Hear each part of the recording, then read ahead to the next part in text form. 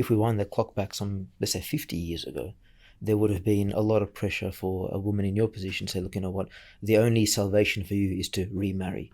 The only option for your child, this girl needs a father. She needs a father figure in her life and all that.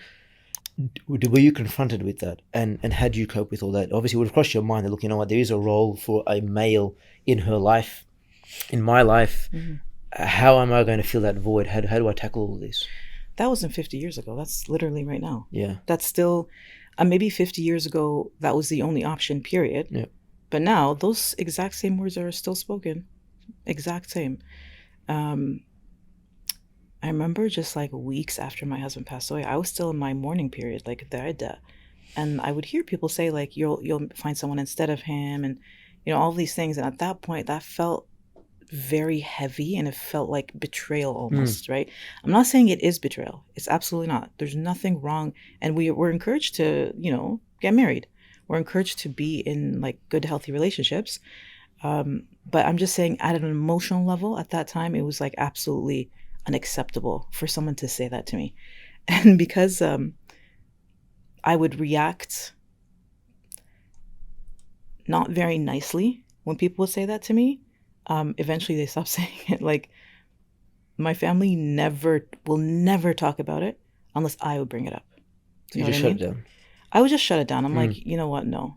And I'm not of the mindset. I mean, alhamdulillah, that I had this like financial support of my family. I actually went to live with my parents. And so it wasn't like I have to get married to survive, right? Which I think is the case for many people. And especially in the past as well, is the case for many people. And I have to acknowledge that privilege that I wasn't in need, right? I was with my family who cared for me and never asked me to like contribute financially in any way. So I think part of it is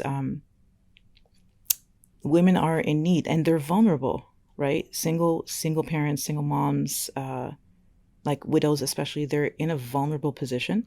And so the idea is that we want you to get married to protect you, right? And it's not a bad idea. Like it's actually a good idea. And I forgot the rest of your question. Oh, it was pretty much in line with what you just discussed. Okay. Can you put that? Can you keep that in? I forgot your question. Do you still get people wanting you to get married, like even right now? Yeah. Family? Like not even like my family will talk about it if I bring it up, but random strangers on the internet bring it up more than my family. Random strangers. Yeah. So people will DM me, people will message me. Why don't you just stop writing about this and get married again? Live your life. All these things, and I'm like, I'm living my life though. I'm alhamdulillah. I'm flipping Australia, man. Like, it's not like I'm sitting at home sad and crying all the time. Like I'm doing stuff with my life, alhamdulillah. And this is not to discourage other women from like finding a spouse afterwards. If they feel that inclination, they should 100% do it. Like 100%. But I think for me, man, I'm trying not to say anything that's going to come across as feminist, man. Okay. Go hard. Really? Go hard. No, I don't know. Go hard. I don't know. Why should Odora be a man? Not a feminist, but but like, opposite side of it. Like, it's hard for people to acknowledge that we can have different paths in life, right? As a woman and as a single mom, for some reason, it makes people uncomfortable to see a single woman. I'm like, getting married is not obligatory. It's not fard. Honestly, if I found somebody amazing, I wouldn't have a problem getting remarried. I wouldn't. But I'm not going to put my daughter through being married to somebody like that's going to end up hurting me or hurting her. And so my level of concern is a lot higher than just like a 20-year-old woman who's never been in that kind of relationship or has kids or anything like that. So the level of worry is a lot higher. There's way more at stake now than there was when I got married at 24. There's way more at stake. And I have to acknowledge that too. And I will be honest that right now in my life, my priority is my daughter. And even if I were to get married, she would still be my priority. Like if I had to choose in any circumstance between her and him, I would always choose her, right? And that's not a bad thing. That's just how I have to exist right now. And I don't know how some men would feel about that. I really don't. And I'm walking on the path where Allah is taking me. Like, if I feel that, if I have that inclination and I meet somebody great, okay, this is the path that I'm going to take. This is the path that Allah wants for me. And if I don't, that's the path too.